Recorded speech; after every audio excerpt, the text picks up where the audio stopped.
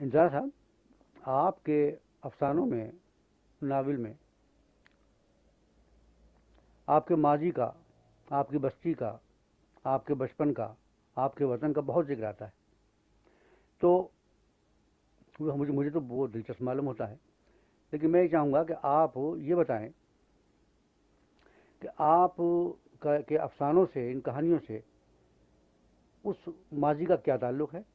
اور اس تعلق کو بتانے کے لیے پہلے آپ یہ بتائیں کہ اپنے بچپن کے بارے میں کچھ باتیں بتائیں، کچھ اپنی بستی کے بارے میں بتائیں، کچھ وہاں کے لوگوں کے بارے میں بتائیں، اس قسم سے، تاکہ یہ اس کی وضاحت سے لوگوں تک آپ کے افسانوں کا جو تعلق ہے وہ ذرا واضح ہو کر کھل جائے گا. جمیل صاحب، یہ اچھا کیا آپ نے مجھے یہ تعلق کے مسئلے کو آپ نے چھیڑ کر ذرا تھوڑا سا پس پوچھ ڈال دیا، کیونکہ یہ تعلق تو خود میری سمجھ میں بھی نہیں آتا کہ میرے بچپن سے، میرے ماضی سے یا میری بستی سے میری کہانیوں کا کیا تعلق ہے. کبھی اس طریقے سے میں نے یعنی شعوری طور پر یہ سمجھنے اور سوچنے کی کوشش نہیں کی. جہاں تک میری بستی کا تعلق ہے تو ایک بات تو میں سیدھی سادھی آپ کو یہ بتا دوں کہ میں کوئی شہر کی مخلوق نہیں ہوں ٹھیک. اور دیہاتی بھی نہیں ہوں. آپ کو یعنی یہ پتہ ہے کہ یہ ہمارا جو یو پی ہوا کرتا تھا اس میں ایک چیز قصبہ جو ہے جی ہاں. اس کی بڑی اہمیت تھی. جو ہمارے تہذیبی مرکز تھے دلی اور لکھنؤ وہ تو اپنے الگ، اور دیہات ایک الگ دنیا تھی، لیکن بیچ میں جو ایک چیز آتی ہے قصبہ جسے کہتے ہیں، وہ قصبہ اپنی جگہ پر ایک تہذیب ہوا کرتا تھا. اس لیے اگر آپ دیکھیں تو ہماری زیادہ ادب کی جو شخصیتیں ہیں وہ قصبوں کی پیداوار ہیں. دلی اور لکھنؤ تو بعد میں وہ پہنچے. ٹھیک. اچھا، میرے قصبے کے سلسلے میں ایک خوش قسمتی کی بات یہ ہے کہ وہ کسی بڑے شہر کے سائے میں نہیں تھا. اچھا. دیکھیے، بڑے درخت کے نیچے کوئی پودا ہو تو وہ تو مارا ہی جاتا ہے. جی ہاں. اور یہ جو قصبے دلی یا لکھنؤ کے قریب تھے تو میرے خیال میں ان کی کوئی انفرادیت نہیں رہی تھی.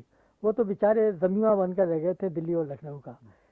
میرا قصبہ جو ہے ڈبائی، اس کی خوش بختی اور میری خوش بختی یہ ہے کہ وہ لکھنؤ سے بھی دور تھا اور دلی سے بھی دور تھا. کتنی دور ہوگا دلی سے؟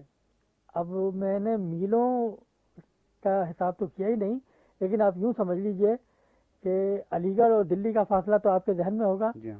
یہ قصبہ علی گڑھ سے بہت کم فاصلے پر ہے. مجھے جہاں تک یاد پڑتا ہے ہم جب گاڑی میں بیٹھتے تھے تو آدھ گھنٹے پون گھنٹے میں علی گڑھ پہنچ جایا کرتے تھے. ٹھیک. اور علی گڑھ بھی کوئی بڑا شہر نہیں تھا، ظاہر ہے.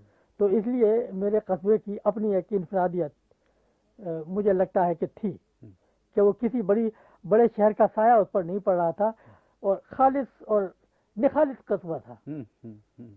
تو اس کا ڈبائی یہ قصبہ تھا، بلند شہر کا ضلع تھا اور بلند شہر بھی اس سے خاصی دور تھا. اور اسٹیشن جو ہے ریلوے اسٹیشن وہ بھی ہمارے بستی سے بہت باہر جا کر تھا.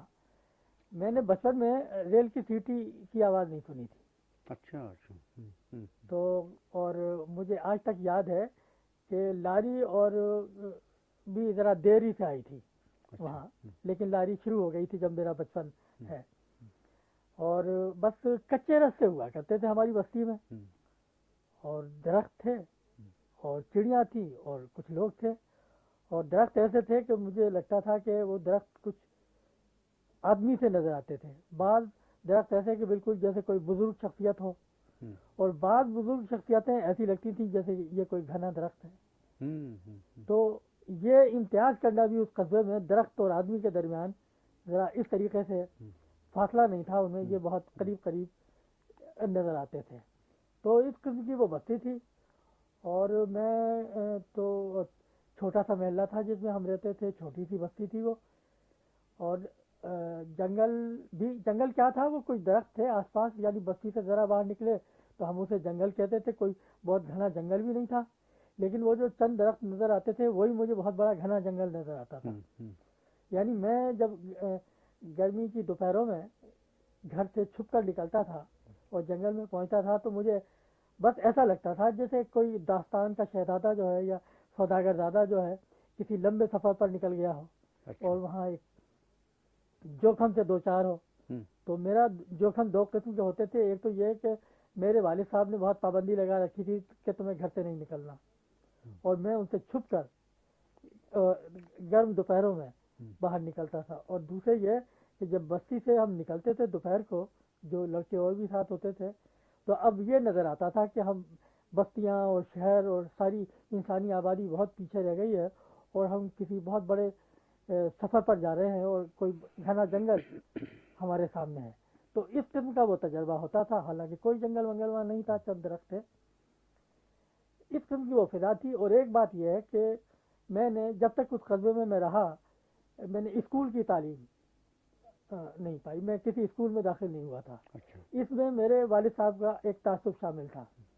میرے والد صاحب ذرا کچھ مولوی کے قسم کے بزرگ تھے اور وہ یہ سمجھتے تھے کہ اگر میں نے اسکول میں داخل کرایا میں نے اپنے بیٹے کو، اور تو یہ وہاں انگریزی تعلیم اسے خراب کر دے گی.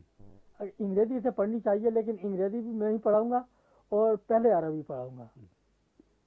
تو انہوں نے میری تعلیم اس طریقے سے شروع کرائی تھی کہ بھئی انگریزی کی کتاب بھی شروع کرا دی تھی اور صرف و نحو پر بہت زور تھا، سب عربی سے آغاز ہونا چاہیے. اور جب تھوڑی سی صرف اور نحو میں نے پڑھی تو فوراً ہی انہوں نے قرآن کی تعلیم شروع کر دی، اور اس طریقے سے کہ سب قرآن وہ معنی کے ساتھ مجھے پڑھاتے تھے.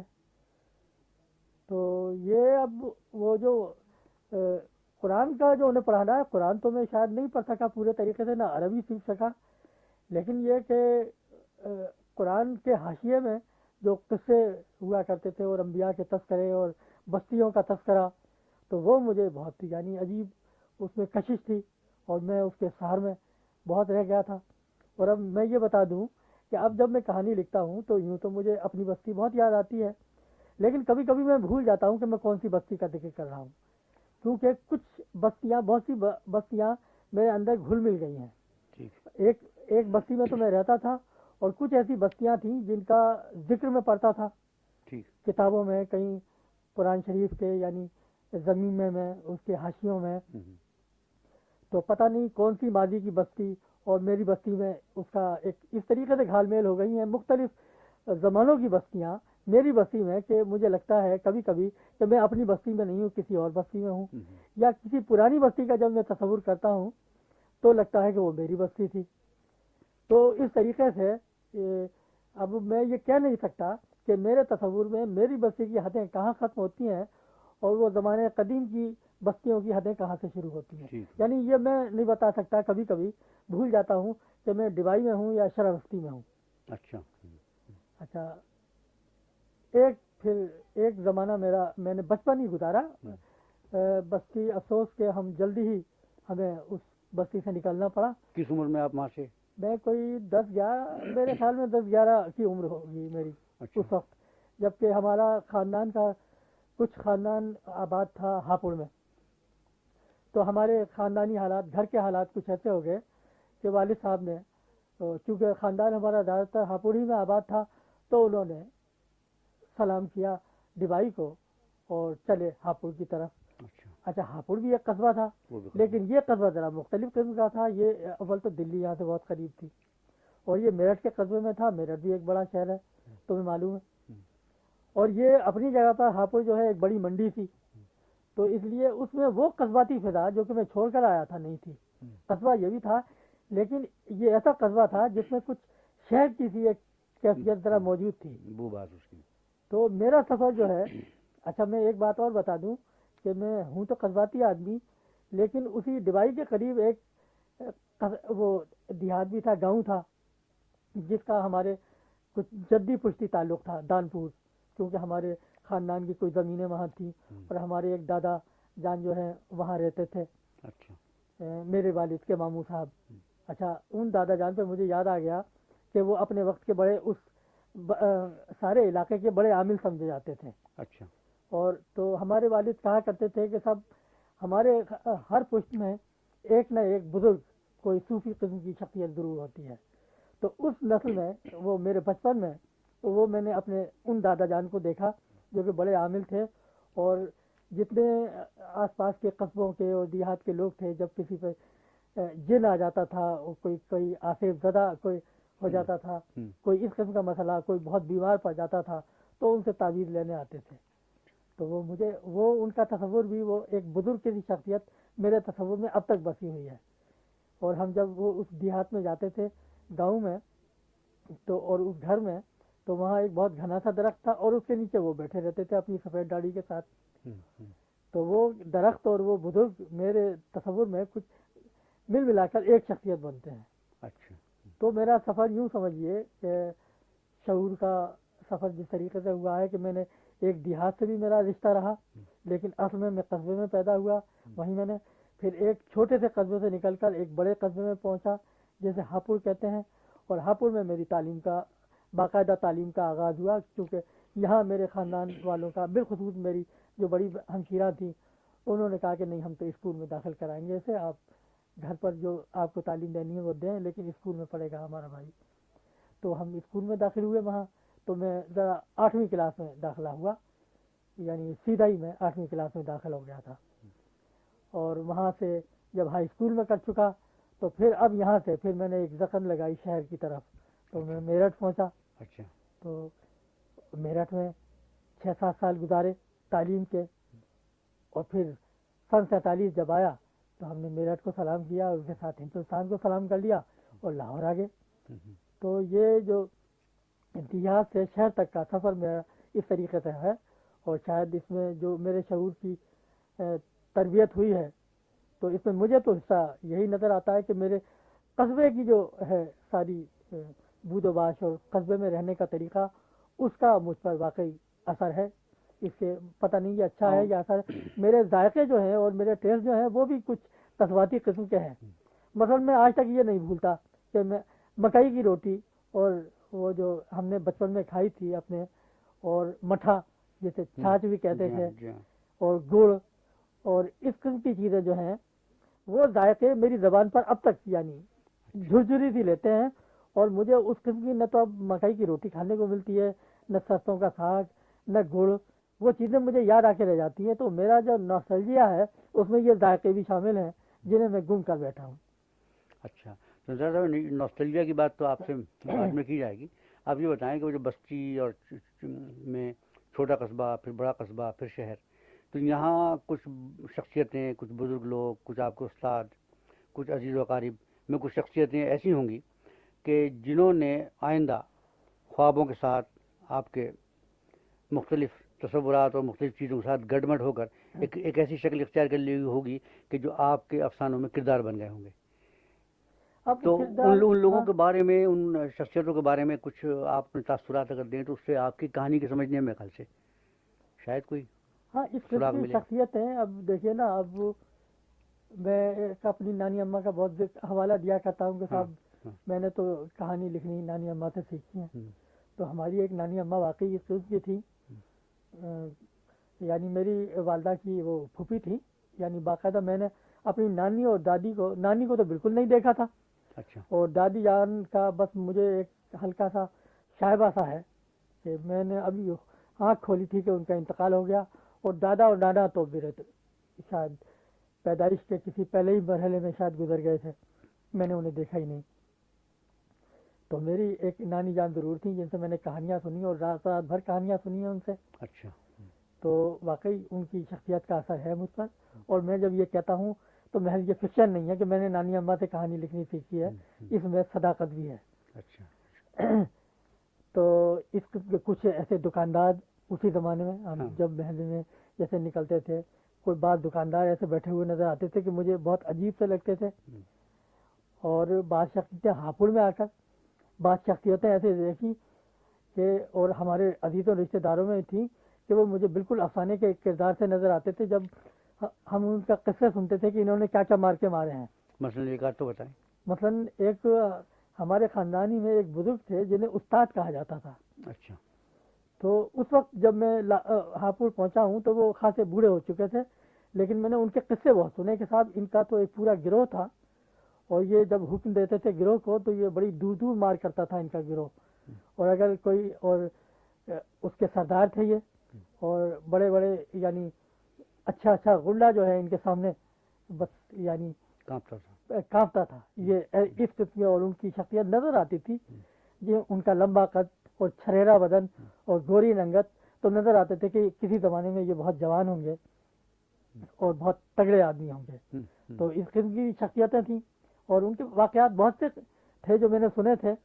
اور اب شاید میں ضروری بھی نہ سمجھوں کہ ان کے سارے واقعات سناؤں، کہ ان کے خاندان کے معاملات ہیں، ممکن ہے کوئی کسی بھنک پڑ جائے کسی کے کام میں میرے خاندان کے، تو وہ کہیں گے یہ تم کیا خاندان کے اس کے اندر بتا رہے ہو۔ میرے استاد تھے کچھ وہیں اچھا اسکول میں، تو ایک دو استاد تو بہت ہی مجھے یعنی انسپائر کیا۔ ایک استاد نے جو کہ ہمیں ہندی پڑھاتے تھے اور تاریخ پڑھاتے تھے، اچھا وہ ان کی زبان جو ہے، ان کا لہجہ ہندی کا نہایت شستہ ہوا کرتا تھا۔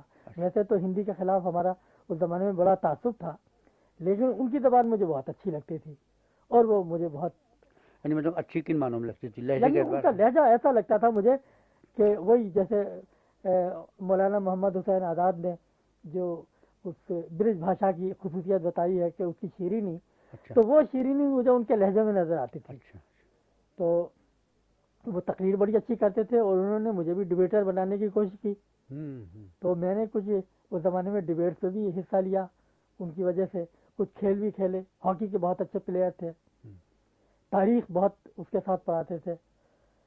تو اس قسم کے وہ استاد مجھے اب تک میرے تصور میں ہیں۔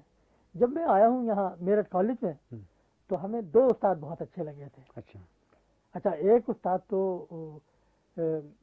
کرار حسین ہے، جنہیں میں نے پہلے بھی دیکھا تھا کیونکہ ہمارا خاندانی ان سے رشتہ تھا، تو میں انہیں بچپن سے دیکھتا چلا آ رہا تھا۔ اس وقت بھی وہ مجھے بہت عجیب و غریب شخصیت نظر آتے تھے، اور ان کی جو ہے ایک کلندرانہ جو انداز تھا، اور جو ان کی ایک بے نیازی تھی دنیا سے، اس کے قصے ہم نے سنے تھے اور کچھ دیکھے بھی تھے۔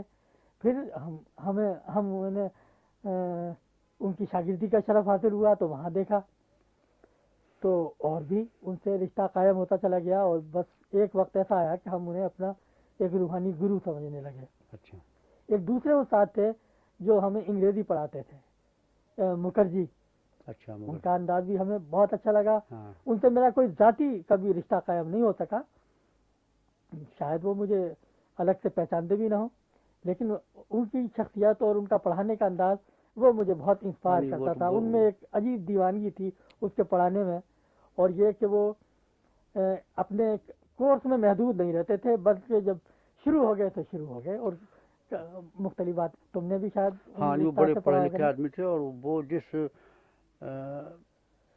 محویت کے عالم میں وہ پڑھاتے تھے، وہ تو ویسے استاد تو ہمیں ہاں، آج تو تک انگریزی کا استاد اگر ہم انگریزی نے کا استاد دیکھا ایسے میسر گیا۔ ہمیں ایک ہی میسر آیا، ایک بڑا بے استاد، شک بے شک وہ مکھرجی تھے۔ ہاں تو یہ استاد ہم نے دیکھے۔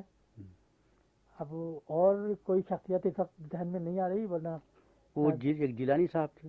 ہاں صاحب جیلانی صاحب بھی خوب استاد تھے ہمارے۔ ہوں، اچھا وہ زمانہ تھا جب کہ علامہ اقبال، اب تو دوسری حیثیت ہے ہمارے تصور میں علامہ جی ہاں، اقبال کی، لیکن اس وقت اقبال کے گرد بہت رومانس تھا میرے لیے۔ مجھے اقبال کی شخصیت جو ہے، نیا نیا یعنی شاعری پڑھنا شروع کیا تھا، تو علامہ اقبال نے بہت انسپائر کرنا شروع کیا۔ اس میں جیلانی صاحب کا بھی کمال ہے، اس میں ہمارے فارسی کے وہ استاد تھے، تو وہ فارسی پڑھاتے پڑھاتے یکا یک علامہ اقبال کا ذکر شروع کر دیتے تھے، اور بتاتے تھے کہ ان سے اقبال سے ہمارا ان کا ذاتی تعلق تھا کسی قسم کا، اور پھر وہ علامہ اقبال کا جس طریقے سے تذکرہ کرتے تھے، ان کا نقشہ کھینچتے تھے، تو وہ ان کے واسطے سے بھی علامہ اقبال میرے اندر کچھ بہت راسخ ہو گئے تھے اس زمانے میں۔ اور اب ایک یہاں نمائش ہوئی تھی کہ علامہ اقبال کے نام جو خطوط تھے، تو میں نے اس نمائش میں دیکھا کہ دو خطوط جو تھے اس میں نیچے جیلانی لکھا ہوا تھا۔ اچھا تو میں نے ایک محقق جو ہے ہمارے شہر کے ہاں ڈاکٹر وحید قریشی، ان سے پوچھا کہ آپ ان جیلانی صاحب کو جانتے ہیں، یہ کون تھے؟ کہا کہ پتہ نہیں کون تھے۔ ہم نے کہا کہ یہ تو ہمارے استاد ہیں اصل میں۔ تو مجھے لگا کہ ان سے خط و کتابت بھی رہی تھی علامہ اقبال کی۔ نہیں، ان سے بڑا تعلق تھا ان کا، اب وہ اکثر ذکر کرتے تھے، تو وہ وہی ہوں گے جیلانی صاحب۔ ہاں میرا خیال ہے کہ وہ دو خط جو تھے وہ ہمارے جیلانی صاحب کے تھے، علامہ اقبال کے نام۔ یقیناً ہوں گے۔ اچھا اچھا اچھا، اور میرٹھ میں اور بھی لوگ تھے، مثلا عسکری صاحب بھی تو زمانے میں میرٹھ میں آ گئے تھے عسکری کچھ صاحب عرصے کے جو لیے۔ ہیں، دیکھیے عسکری صاحب سے ہمارا جو تعلق ہے عجیب طریقے سے قائم ہوا۔ اس وقت یہ میں ایم اے کا آخری سال ہوگا میرے خیال میں، یا شاید ایم اے میں کر چکا تھا، اور ابھی تو اتنے میں آپ عسکری نے صاحب، ایم اے کس سن میں کیا؟ میرا خیال یہ ہے کہ میں نے سن 46 میں کیا۔ ٹھیک ہے، ہاں یعنی سن 46 ہی میں میرے خیال میں عسکری صاحب آ گئے تھے وہاں، 46 میں آئے تھے۔ لیکن ہمارے استاد وہ نہیں بنے تھے۔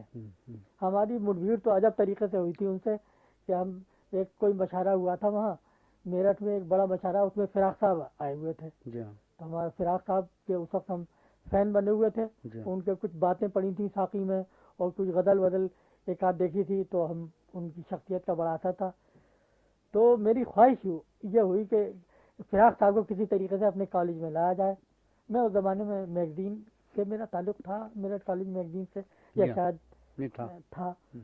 تو ہم نے اپنے جو سوسائٹی کے وہ جو سیکٹری تھے انہیں آمادہ کیا اور کچھ کو ملایا اور فراق صاحب کو لے کر اپنے کالج میں لے آئے. تو میں یاد ہو شاید وہ فنکشن ہاں میں گیا مسلم تھا، ہاسٹل میں ہاں وہ میں فنکشن ہوا تھا. ہوں. تو نئے ادب پر فراق صاحب کی تقریر تھی، انہوں نے تقریر کرتے کرتے افسانے کا ذکر کیا اور کہا کہ یہ جو محمد حسن عسکری بیٹھے ہیں. تو اس وقت ہم چونکے، کیونکہ اس سے پہلے ہم ایک تھوڑی سی الجھن ہو رہی تھی کہ یہ صاحب جو ہیں جو فراق صاحب کے ساتھ لگے ہوئے ہیں اور ڈھیلی ڈھالی شیروانی پہنے ہوئے ہیں اور بولتے بولتے نہیں ہیں، یہ پتہ نہیں کون صاحب ہے. اس وقت پتہ چلا کہ یہ محمد حسن عسکری ہیں. تو ہمیں پہلے تو شوق ہوا کہ اچھا محمد حسن عسکری جن کی ہم جھلکیاں ساقی میں پڑھتے ہیں وہ تو بڑے تیز ترار نظر آتے تھے اور یہ عجیب ڈھیلے ڈھالی قسم کی شخصیت ہیں. خیر بعد میں پتہ چلا کہ یہی عسکری صاحب ہیں. تو عسکری صاحب کا اس زمانے کا وہ میرٹھ میں پتہ چلا کہ ان کا گھر ہی میرٹھ میں ہے، تو آنا جانا ان کا شروع ہو گیا تھا. پھر میرٹھ کالج میں بھی رہے کچھ دنوں، وہ کچھ مہینے انہوں نے گزارے. تو ہمارا تعلق اس زمانے سے پیدا ہوا اور پھر اتنا تعلق گہرا ہو گیا کہ میں تو بس یہ سمجھنے لگا کہ اپنے کرار صاحب کے بعد دوسرے گرو ہمارے عسکری صاحب ہیں. اچھا انصار صاحب، یہ آپ نے لکھنا کب سے شروع کیا تھا؟ دیکھیے لکھنا میں نے کالج کے زمانے میں شروع تو کیا تھا لیکن افسانہ نہیں لکھا تھا. کچھ اس وقت تو مجھے یہ خب تھا یا میرے ذہن میں یہ نہیں تھا کہ مجھے افسانہ لکھنا ہے، اور میں فکشن زیادہ پڑھتا بھی نہیں تھا. میں شاعری زیادہ پڑھتا تھا اس زمانے میں، جو طالب علمی کا زمانہ ہے میرا، اور یا تنقید. تو میرا جو شوق تھا کہ میں تنقیدی مضمون لکھوں، ایک تو یہ شوق تھا میرا. یا پھر جب یہ نئی نظم آئی تو مجھے نظم لکھنے کا بھی شوق پیدا ہوا. لیکن وہ سن 47 میں ہی شاید میرٹھ میں بیٹھے بیٹھے جب یہ فسادات شروع ہو گئے ہیں اور سارا گڑبڑ شروع ہوئی تھی، تو میں نے ایک کہانی لکھی تھی اور وہ تھی قیومہ کی دکان.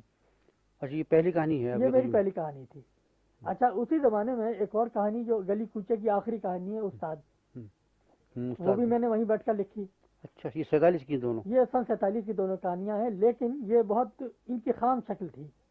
میں نے جب میں لاہور آیا تو میں نے ان دو کہانیوں کو پھر سے یعنی دیکھا بھالا اور ری رائٹ کیا اور اس کی ایک کچھ شکل نکلی، تب میں نے انہیں اشاعت کے لیے دیا. تو قیومہ کی دکان میری پہلی کہانی، یہ ساقی میں چھپی تھی؟ جو نہیں، یہ ادب لطیف میں چھپی تھی. ادب لطیف میں. اور استاد؟ استاد بھی ادب لطیف میں چھپی تھی. اچھا ساقی تو یعنی 1 سال کے بعد یعنی بند ہو گیا تھا. بند ہو گیا تھا. ساقی میں میری جو پہلی تحریر چھپی ہے وہ ایک مضمون تھا. اسی زمانے میں جب میں ابھی وہیں میرٹھ میں تھا اور ساقی نکل رہا تھا تو ہم نے وہ تو دلی کے ساقی میں چھپا تھا. دلی کے ساقی میں شاعری اور تجربہ غالباً مجھے یاد پڑتا ہے وہ. ہاں کچھ ایسا مضمون تھا. ہاں ہاں ہاں. تو مگر افسانہ جو میرا پہلا چھپا ادب، وہ مضمون میں نے اسی زمانے میں وہاں میرٹھ میں پڑھا تھا اور بہت ہم نے روب کھایا تھا کہ دیکھو انتظار صاحب کا مضمون جو ہے وہ ساقی میں چھپا ہے. تو میرے خیال سے وہ پہلی چیز ہے آپ کی تحریر ہے کہ جو چھپی. اس سے پہلے کوئی چیز آپ کی کسی رسالے میں شاید نہیں چھپی تھی. ہاں شاید پہلی تحریر ہے وہ پہلی تحریر تھی. ویسے اسی زمانے میں ایک رپورٹاج بھی میں نے لکھنے کی کوشش کی تھی، کچھ فسادات پر رپورٹاج کی شکل تھی کوئی. تو وہ نظام ویکلی اپنے بمبئی سے نکلا کرتا تھا، اس میں بھیجا، وہ چھپ گیا تھا. پھر ایک تنقیدی مضمون بھی. تو سن 47 میں جو میرا زیادہ زور جو تھا تنقیدی مضمون لکھنے پر تھا. اچھا. ویسے سن 47 کے آغاز ہی کے ساتھ میری لکھنے کی کارروائی یعنی شروع ہو گئی، یعنی میں 1-2 تحریریں چھپ گئی تھیں تنقیدی مضمون کی شکل میں.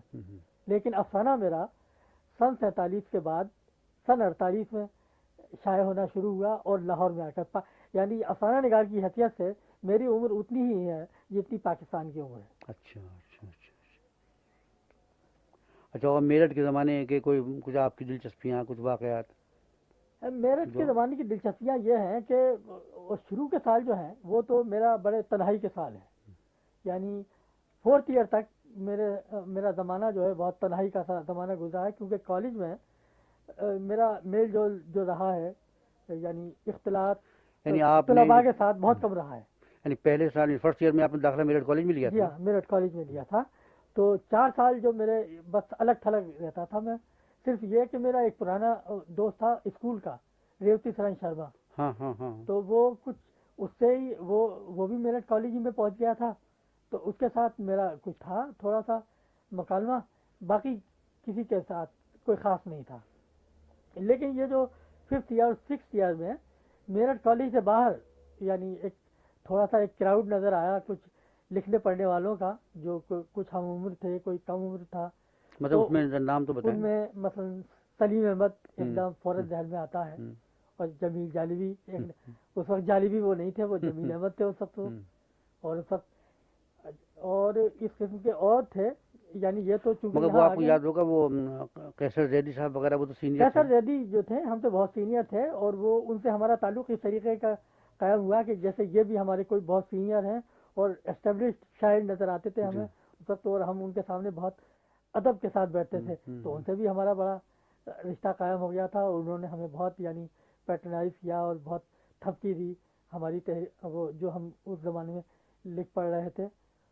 تو یہ لوگ تھے، اور بھی کچھ لوگ تھے جو کہ غائب ہو گئے. بھائی جو کراؤڈ تھا اس میں سے اس کراؤڈ میں دو نکلے ہیں، ایک جمیل جالبی نکلے اور ایک سلیم احمد نکلے، اور تو مجھے کوئی نام یاد نہیں آ رہا کہ جو اس میں سے ذرا ابھرا ہو.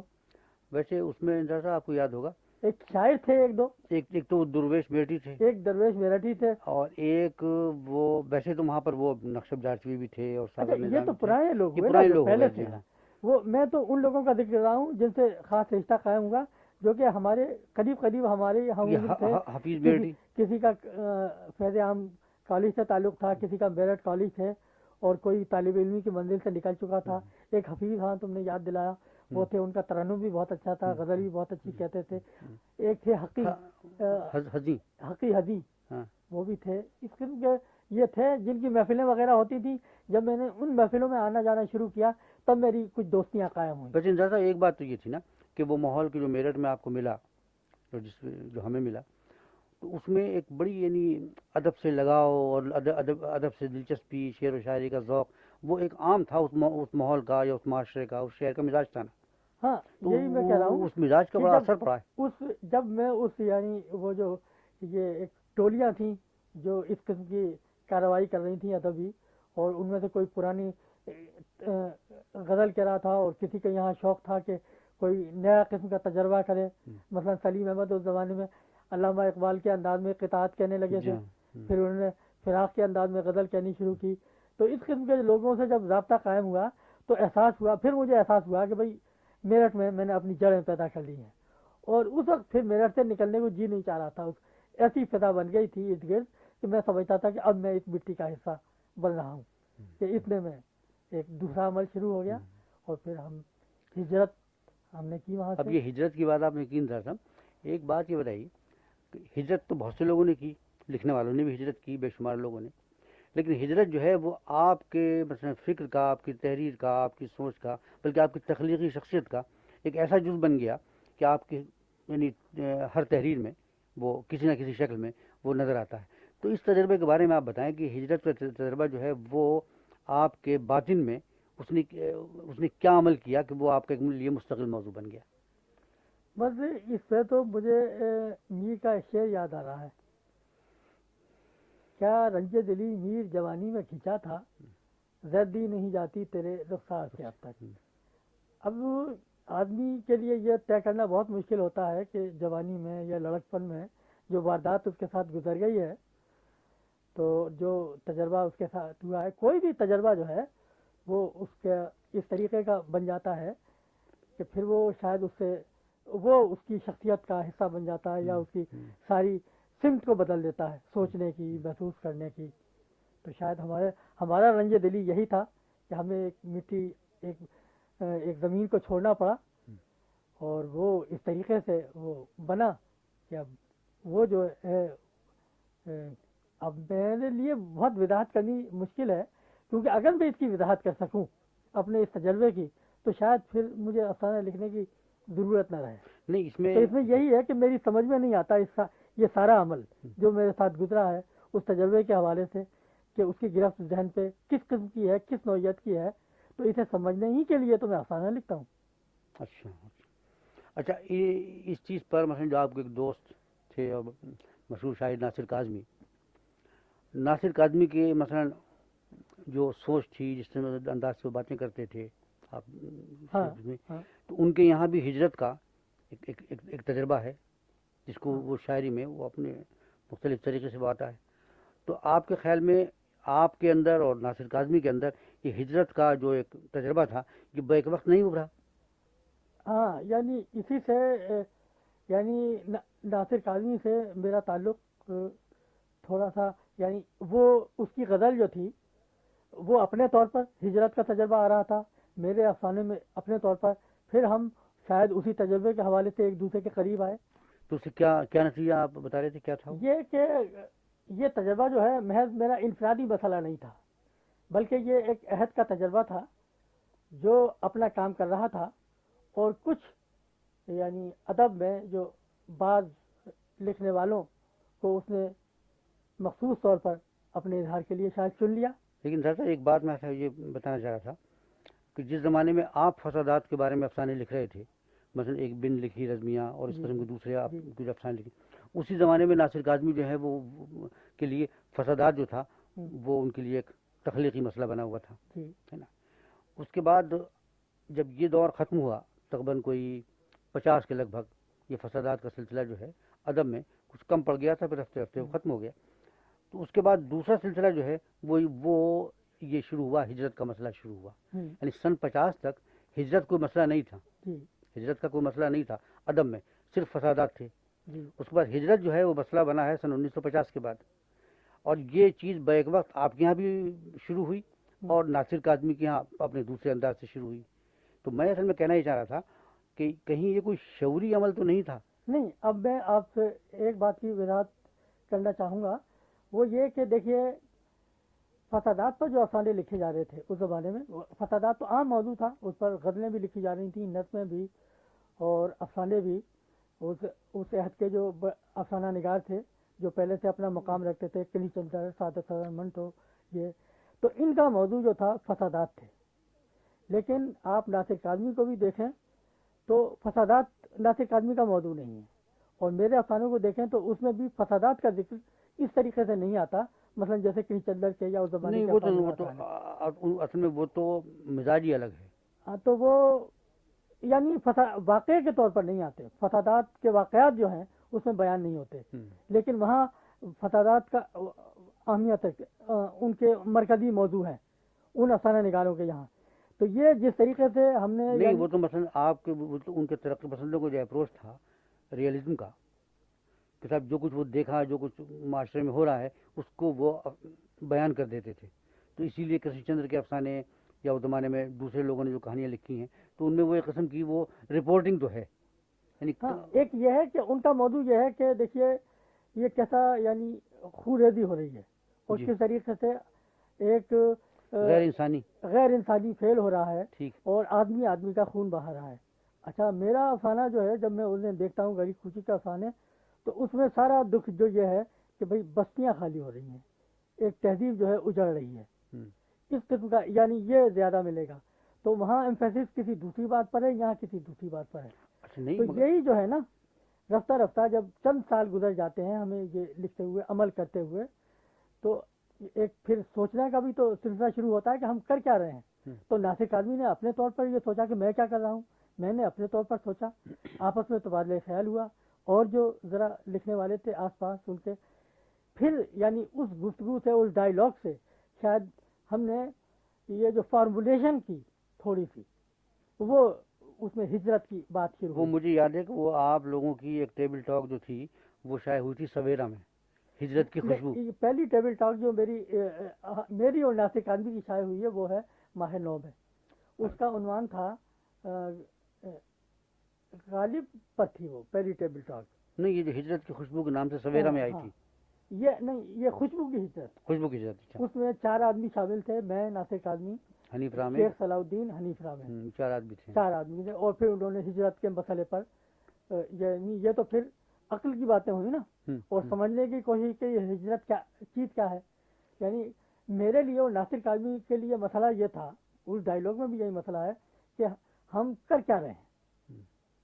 تو اس سمجھنے کی کوشش میں پھر ان میں سے کچھ باتیں نکلی اور پھر یہ نہیں تو ہم آپ نے یہ محسوس کیا کہ بھئی یہ ہجرت جو ہے یہ اس عہد کا ایک ایسا تجربہ ہے، ایک بڑا تجربہ ہے جس نے ہمارے ادب کی سمت کو اور اس کی سینسیبلٹی میں ایک تبدیلی لے آیا ہے۔ ہاں تو ہجرت جو ہے وہ آپ کے یہاں ایک تہذیب کا حوالہ تھا جی شروع سے ہی۔ اچھا یہ بتائیے کہ ایک کہانی تھی، مجھے اس کا نام اس وقت انتظار صاحب یاد نہیں آ رہا، کہ دلی کی سبزی منڈی کے فسادات کے سلسلے میں آپ نے وہ لکھی تھی، ہاں جس میں وہ توپ وغیرہ بناتا ہاں تھا، وہ اس کا عنوان تھا اس کے مرنے سے مر گئی دلی، ہاں اس کے مرنے سے مر گئی دلی۔ لیکن وہ بعد میں مجھے یہ احساس ہوا کہ یہ تو بہت ہی جذباتی قسم کی تحریر ہے اور افسانے کے طور پر یہ کچھ زیادہ اس میں مجھے اس میں معنویت نظر نہیں آئی، ہاں تو اصل پھر میں نے اسے اپنے مجموعے میں شامل نہیں کیا۔ ہاں میں بتاتا ہوں، اس کہانی کو میں نے آپ کو اس لیے یاد دلایا ہوں، کہ یہ کہانی اسی قسم کی تھی جس قسم کی کہانیاں جو ہیں اس زمانے میں فسادات کے تعلق سے لکھی جا رہی تھی، یعنی یہ وہ تھا اس مزاج اس ہاں کہانی کا۔ لیکن جب آپ بل لکھی رزمیہ جو غالباً 49 میں ساقی کے ہاں ہاں وہ کسی چھپی ہے، سالنامے میں ہاں چھپی تھی، تو اس کا مزاج جو ہے وہ وہ تہذیب مختلف کا ہے۔ حوالہ ہے۔ ہاں تو آپ کے نہیں، یہاں پہلا ہجرت جو میرا ہے جو افسانہ ہے نا قیومہ کی اس دکان، ہے۔ اس کا بھی حوالہ دیکھیے کم و بیش یہی ہے نا، ہاں اس میں مطلب یہ کہ میں نے یا آپ استاد جو افسانہ جس کا میں نے ابھی ذکر کیا اس میں بھی حوالہ اسی قسم کا ہے۔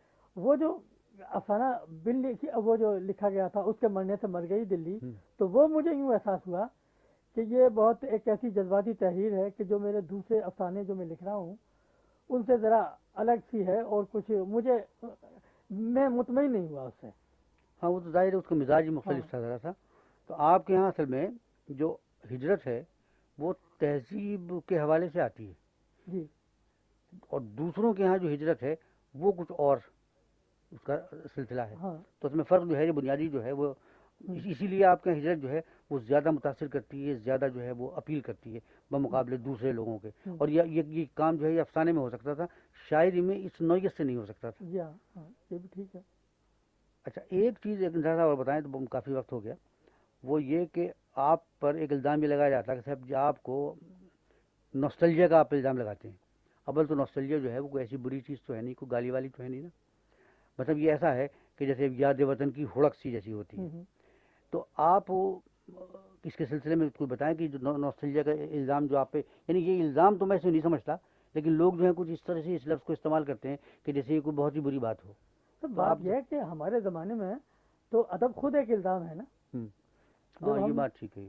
شعر کہتے ہیں یا افسانہ لکھتے ہیں تو خود اس وقت ہم ملزم بن جاتے ہیں، ہم ایک ایسے زمانے میں زندہ ہیں کہ یہ تخلیقی عمل جو ہے یہ آپ کو ملزم بنا دیتا ہے۔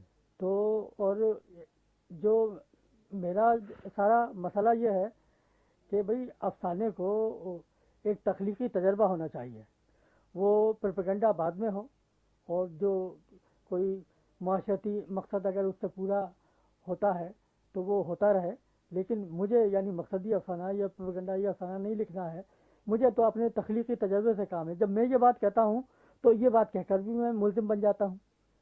تو میں تو یعنی جس قسم کا افسانہ لکھ رہا ہوں وہ افسانہ اس قسم کا ہے کہ اس نے مجھے آپ کی جو لکھنے والوں کی برادری ہے اور بالخصوص اس تحریک کے حوالے سے جو سوچتے ہیں، ادب کا تصور کرتے ہیں ترقی پسند تحریک کے حوالے سے، تو ان کی نظروں میں تو مجھے ملزم بننا ہی بننا ہے۔ تو یہ اسی قسم کا ایک الزام یہ بھی ہے کہ بھئی آپ ماضی کو اتنا کیوں یاد کرتے ہیں، کیونکہ اس سے پہلے یعنی میرے زمانے سے پہلے کا جو زمانہ گزرا ہے 30s اور 40s کا، تو اس میں تو ماضی ایک گالی سمجھا جاتا تھا، اور تصور یہ تھا کہ بھئی جو کچھ ہے انسانی زندگی میں وہ تو حاضر ہوتا ہے، ماضی تو یعنی اس کے تو کوئی معنی نہیں ہوتے۔ تو اب اور یہ کہ جو حقیقت نظر آتی ہے وہی اصل حقیقت ہے، اس سے ارے ارے اور ارے پرے کوئی یعنی چیز نہیں ہے۔ تو جب میں اس تصور کے تحت افسانہ لکھتا ہوں کہ محض حاضر نہیں ہوتا بلکہ اس کے ساتھ ایک ماضی بھی لگا ہوا ہے، اس سے میں اس لمحے میں زندہ ہوں مگر اس لمحے سے پہلے صدیاں گزر چکی ہیں، اور یہ کہ جو کچھ مجھے نظر آ رہا ہے محض وہ کچھ نہیں ہے بلکہ بہت کچھ وہ بھی ہے اس کے ارد گرد جو کہ ہمیں نظر نہیں آتا۔ جب میں اس تصور کے تحت کہانی لکھتا ہوں تو لوگوں کو جو ایک وہ ادب کا وہ قاری یا وہ لکھنے والا جو کہ اس پچھلے تصور ادب میں یقین رکھتا ہے، اس کی نظروں میں مجرم بن جاتا ہوں۔ وہ کہتے ہیں کہ یہ کیا تصور ہے ادب کا۔ اجنتا صاحب ایک بات اور بتائیں کہ آپ نے فسادات کے سلسلے میں کہانیاں لکھی، پھر ہجرت کے سلسلے میں کہانیاں لکھی، اور وہ کہانی ایسی تھی کہ جو پڑھنے والے کو براہ راست پہنچتی تھی. جیسے کہانیوں کا جو تصور ہے اس کے مطابق وہ پوری کہانیاں ہوتی. پھر یہ آپ علامتی کہانیوں کی طرف کیسے آئے؟ یعنی کس چیز نے آپ کو اس تجربے کی طرف آپ کو مائل کیا؟ اس لیے کہ اس میں سب سے بنیادی بات یہ ہے کہ مثلا ٹھیک ہے میں آپ کی کہانیاں پڑھتا ہوں اور وہ جو علامتیں ہیں وہ آپ کی مجھ تک پہنچ جاتی ہیں، لیکن عام پڑھنے والے تک کہ جو آپ کی کہانی کا پڑھنے والا رہا ہے اور جو کافی بڑی تعداد ایسے لوگوں کی ہے، وہ یہ علامتیں جو ہیں یہ ابلاغ جو ہے اس کو روک دیتی ہیں. اول تو تو آپ نے پہلے یہ بتائیں کہ آپ یہ علامتی کہانیوں کے تجربے کی طرف کیسے آئے، یعنی کیا اچھا، محرکات تھے؟ میرے لیے یہ طے کرنا بہت مشکل ہے کہ میرے یہاں یعنی حقیقت نگاری کا افسانہ لکھتے لکھتے میں علامتی کہانی کب میں نے لکھنی شروع کی اور کس طریقے سے. یعنی میں اپنے جو افسانے ہیں میرے ان کے متعلق تو میں بتا سکتا ہوں کہ میں نے وہ افسانہ اس زمانے میں لکھا تھا، لیکن یہ طے کرنا میرے لیے بہت دشوار ہے کہ میں حقیقت نگاری سے علامتی اسلوب کی طرف کیسے موڑا، یعنی کون سے عوامل تھے، کیونکہ شعوری طور پر میں نے یہ کام نہیں کیا تھا. میں نے یہ طے نہیں کیا تھا کہ صاحب یہ حقیقت نگاری کا افسانہ میں لکھ رہا ہوں اور میں لکھ چکا یہ اور اب میں علامتی افسانہ لکھوں گا. یہ تو لکھتے لکھتے جب بعد میں بحثیں شروع ہوئی جی تو لوگوں نے اور پڑھنے والوں نے اسے علامتی کہانی کا نام دیا. تب مجھے پتا چلا کہ یہ کہانی جو میں نے لکھی تھی یہ علامتی کہانی تھی. میں نے تو پہلے اس کہانی کا اعلان نہیں کیا تھا کہ میں علامتی کہانی لکھ رہا ہوں.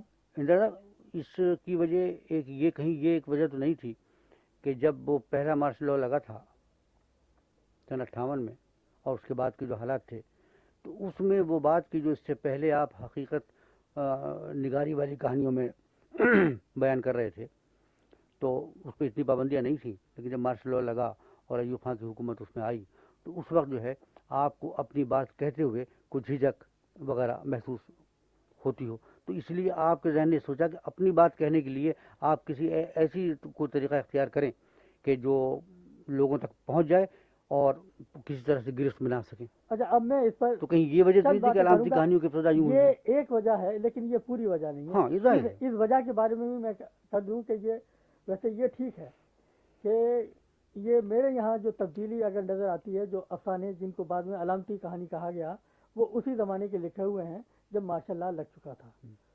اچھا، وہ اس زمانے میں ایک عجیب واقعہ یہ ہوا کہ اس ماشاء اللہ کا مجھ پر اثر بہت تھا. یہ میں بتا دوں کہ وہ جب یہ تبدیلی آئی ہے تو میں بہت یعنی ایک عجیب سا بہت سے لوگوں کے ساتھ ہماری یہی ہوا. نہیں، آپ دو مارشل لاء یاد رکھیں، ایک تو جو سن 53 میں لگا تھا نہیں، وہ سن 53 والا اسے تو بھول گئے. سن 53 یہ والا سن 58 والے کی بات آپ کر رہے ہیں نا؟ سن 58 والے کی بات کر رہا ہوں کہ یہ واقعہ جو ہے ہماری زندگیوں میں، اس قوم کی زندگی میں بھی بہت یعنی بڑا واقعہ تھا اور میرے لیے بھی ذاتی طور پر بھی میں اس واقعے سے کچھ زیادہ ہی متاثر ہو گیا تھا.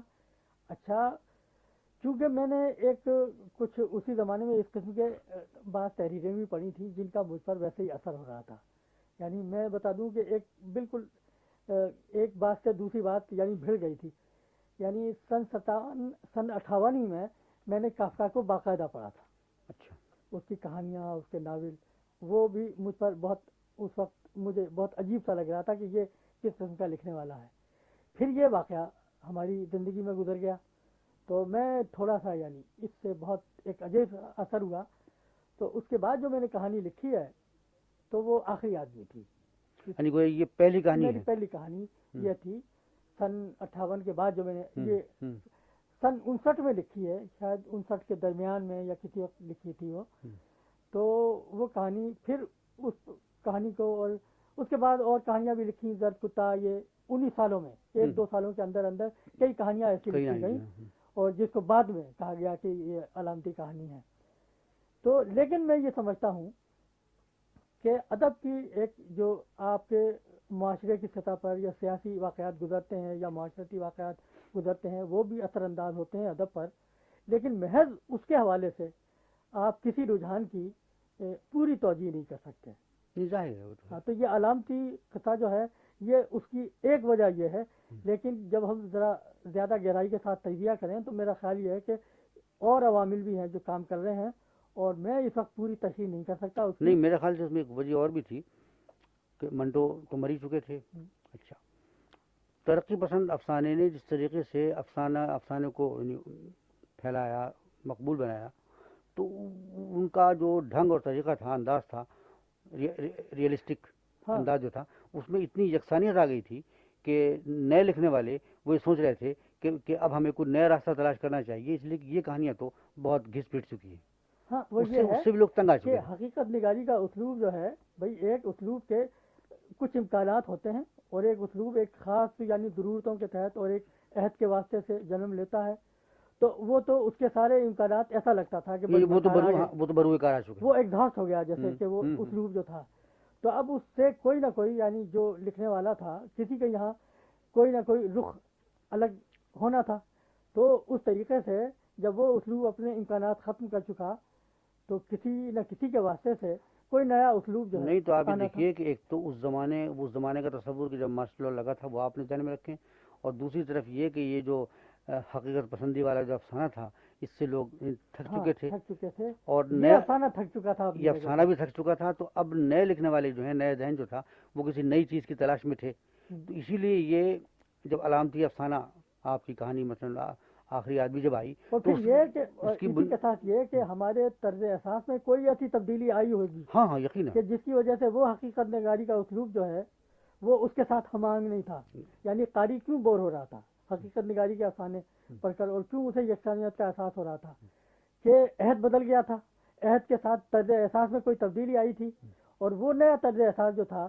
کوئی نیا اسلوب مانگ رہا تھا۔ اچھا میں اب آپ سے ایک بات اور پوچھوں، حالانکہ یہ بات ایسی ہے کہ جیسے کلاس روم میں پوچھی جاتی ہے ہاں کہ آپ نے بے شمار یعنی بہت سی کہانیاں لکھی، بہت سی کہانیاں، یعنی کم سے کم میرے خیال سے 100 کے قریب تو آپ نے کہانیاں لکھی ہیں، ہاں، گنتی نہیں کی لیکن اتنی ہو گئی اتنی ہوں یقیناً ہوں گی۔ ہاں۔ تو اگر آپ سے یہ پوچھا جائے کہ صاحب آپ کو اپنی ان سب کہانیوں میں سب سے زیادہ کہانی کون سی عزیز ہے، یعنی میں پوچھ رہا ہوں جو پسند کا لفظ استعمال کر رہا ہوں، سب سے زیادہ کون سی کہانی آپ کو عزیز ہے، جتنی بھی آپ نے لکھی ہیں، 100 105 یا 98 جتنی بھی ہیں، اس میں اب یہ واقعی تم نے ہاں کلاس روم والا سوال ہاں کر وہی میں نے اس دیا میں جان بوجھ سے کیا، یا جیسے طالبات سوال کیا کرتی ہاں ہیں، وہی تو یہ طے کرنا میرے لیے بہت مشکل ہے، کیونکہ ایک زمانے میں جو یعنی کئی زمانے گزر چکے، میں اپنے سن 47 سے لگا ہوا ہوں لکھنے کے کام پر، تو ایک خاص چند سالوں تک ایک افسانہ مجھے لگتا ہے کہ میں نے یہ کہانی بہت اچھی لکھی ہے، اور تھوڑے عرصے کے بعد پھر اور کوئی کہانی مجھے لگتا ہے کہ میں نے اس میں ذرا مارکا مارا ہے، پھر لگتا ہے کہ نہیں یہ کہانی بھی ایسی تھی، پھر اور کچھ کرنے کی کوشش کرتے ہیں، تو اب یہ طے کرنا ان سارے افسانوں میں سے کہ یہ میرا پسندیدہ افسانہ ہے۔ پسندیدہ کا لفظ ہی نہیں، ہاں، یعنی میں لفظ عزیز استعمال کر رہا ہوں کہ جتنی کہانی آپ نے لکھی ان میں سے آپ کو کون سی کہانی سب سے زیادہ عزیز، آج بھی آپ کہیں، پسندیدہ کا لفظ استعمال نہیں کر رہا ہوں، پسند ناپسند کا مسئلہ نہیں، آپ کو جو عزیز ہو۔ اچھا، یہ تو نہیں، بعض کہانیاں یعنی مجھے عزیز بھی ہیں لیکن وہ مجھے پریشان بھی کرتی ہیں، کیونکہ مجھے لگتا ہے کہ شاید میں اب پتہ نہیں اس معیار کی کہانی اب مجھ سے لکھی جائے یا نہ لکھی جائے، تو اب میری ایک کہانی ہے مثلا سیڑھیاں، وہ میں نے لکھی تھی، بعد میں تو اس کہانی کا تذکرہ اس وقت ہوا جبکہ علامتی اور تجریدی افسانے کا ذکر تھا، تو اس وقت انہوں نے اس کہانی، جب یہ کہانی چھپی تھی تو اس وقت پڑھنے والوں نے اسے زیادہ یعنی اس پر توجہ نہیں دی، بلکہ جو ہمارے ارد گرد لوگ تھے انہوں نے کہا یہ کیا کہانی تم نے لکھی ہے جس میں کوئی یعنی کوئی ربط نہیں ہے، بالکل بے ربطی کا شکار کہانی ہے، مجھے خاصے تانے ملے اس کہانی پر، لیکن ایک دو دوستوں نے مجھے اس پر بہت اسی وقت داد دے دی تھی کہ یہ تم نے بہت اچھی کہانی لکھی ہے، لیکن عام طور پر اس کہانی کو رد کر دیا گیا تھا۔ اس کے بعد 60s میں جب علامتی اور تجریدی کہانی پر گفتگویں شروع ہوئی تو وہ کہانی بھی زیر بحث آ گئی، اور لوگ یہ سمجھتے ہیں بہت سے میرے قاری کہ یہ سیڑھیاں میں نے 60s میں لکھی ہے، حالانکہ یہ 50s میں لکھ چکا تھا، 50s کی ہے یہ کوئی 55-56 میں لکھی ہوئی کہانی ہے۔ تو ویسے یعنی اب جب کہ حوالہ آ گیا اس کہانی کا، تو اب یہ کہانی بھی وہ حقیقت نگاری کے اسلوب سے بالکل الگ کی کہانی ہے، اگر تم نے پڑھی ہوگی وہ مجھے کہانی۔ یاد ہے۔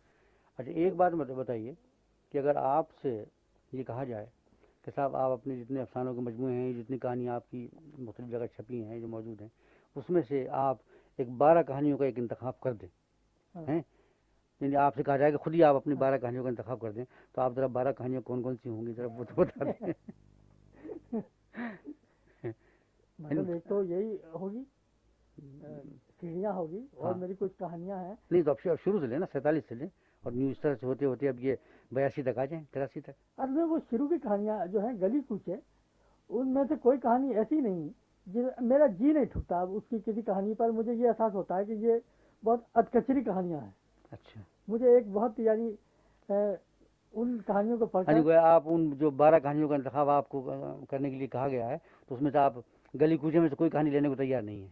गली कुचे की एक कहानी जो है वो मैं इस वजह से ले लूँगा कि मेरे बाद यानी नकादों ने जिन्होंने मुझे बहुत पैटर्नाइज किया, उन्होंने आखिर वक्त तक ये कहा कि बस कहानी तो तुमने ये लिखी है। मतलब बिन लिखी रज़िया के मुतालिक मुमताज़ शीरी ये कहती रही। उस वक्त जब मैं दर्द कुत्ता भी लिख चुका था, आखिरी आदमी भी, तो मैंने कहा कि मैंने तो अब और कहानियाँ भी लिखी हैं। कहा कि लिखी होंगी मगर बिन लिखी रज़िया जैसा इंतज़ार अफसाना साहब, तुम उस लिखे। कहानी के बारे में मैं आपसे बता दूं कि वो कहानी गालिबन 49 में छपी थी, हाँ जी और हाँ, मैंने 49 में पढ़ी, हाँ और उसके बाद मैंने अभी कोई 8-10 साल पहले फिर उसे दोबारा पढ़ी। हाँ। तो वो जो उसकी गिरफ्त मेरे जहन पर 49 में थी, अच्छा उसमें कमी नहीं हुई, बल्कि वो वैसी की वैसी आज तक है।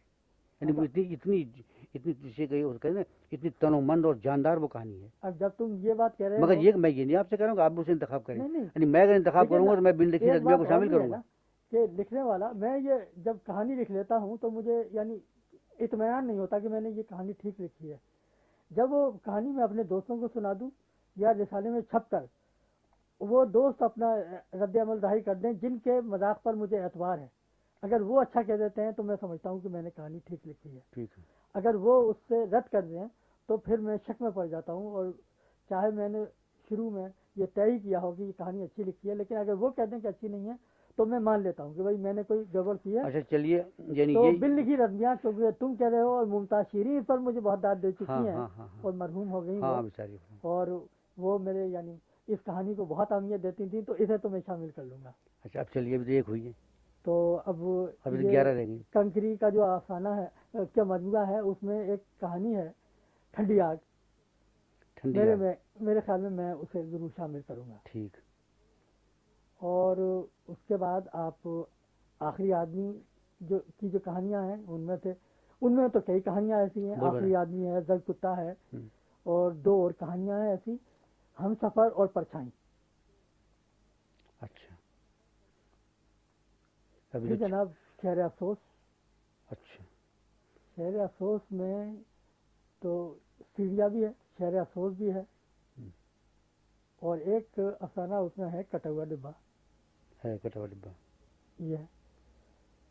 और उसके बाद जनाब ये जो मेरी नई इस किस्म की कहानियाँ हैं ना, कछुए हम्म, और ये जातकों के हवाले से, तो उनमें से मैं एक कहानी ज़रूर शामिल करूँगा, ये कछुए जो है। अच्छा, या एक कहानी और ये इसके साथ पत्ते। पत्ते, अच्छा, ठीक है। तो हाँ, एक किश्ती इसी मजमू में एक कहानी है। जो कछुए में है तो हाँ, हाँ। किश्ती, ये कहानी मेरा ख्याल ये है। और जब आपने कहा है तो एक कहानी जिस पर मुझे बहुत एतबार है कि मैंने कोई ऐसी कहानी लिखी है जिस पर मैं इत्मीनान का इजहार कर सकता हूँ, तो वो एक कश्ती है। अच्छा, तो इसके माने ये कि ये जो आपने अभी इंतखाब किया, इसमें ख़ास बात यह है कि जो आपके आखिरी 3 मजमूए हैं, इनकी कहानियों की तादाद ज़्यादा है, और ख़ुसूसन ये कछुए जो है, इसकी आपने 4 या 5 कहानियाँ ले ली। अच्छा, तो मैं असल में इससे देखना ही चाह रहा था कि आप अभी इस मौजूदा जो आपका दौर गुजर रहा है ज़हनी, उसके असर से निकले या नहीं निकले, तो पता ये चला कि आप अभी निकले नहीं, उसी जाल में भी गिरफ्तार हैं। अच्छा इंतज़ार साहब, तो अभी तो ये दौर जारी है ना? हाँ नहीं, अभी तो है, अभी तो आपको बहुत लंबा सफ़र करना है, बहुत आगे जाना है। तो इंतज़ार साहब, अब मेरे ख्याल से खासी देर हो गई है। हाँ हाँ, खुदा हाफिज़ हो जाए। बिल्कुल। और आप आज मैं बहुत बोला हूँ, मेरा ख्याल ये है कि इतनी तफसील के साथ, यानी मैं ज़्यादा बोला हूँ, वरना बिलूम ये होता था कि इंटरव्यू जो साहब मुझसे करते थे वो ज़्यादा बोलते थे, मैं कम नहीं, बोलता ये तो था। आज लुत्फ़ुल्लाह साहब ने असल में ये माइक्रोफोन लगा दिया, वरना मैं तो हमेशा उनका मजनू साहब का हुआ था, तो उनका 10-12 घंटे का है इनके पास। अच्छा, हाँ, उसमें सिर्फ मैं उनको बुलवाते रहा हूँ, बाकी मैं आमतौर पर यही होता है। बस लुत्फ़ुल्लाह साहब, बहुत शुक्रिया आपका। लुत्फुल्लाह साहब, आपका बहुत बहुत शुक्रिया। खासा मेरे ख्याल से आप बोर हो गए हैं लुत्फ़ुल्लाह साहब।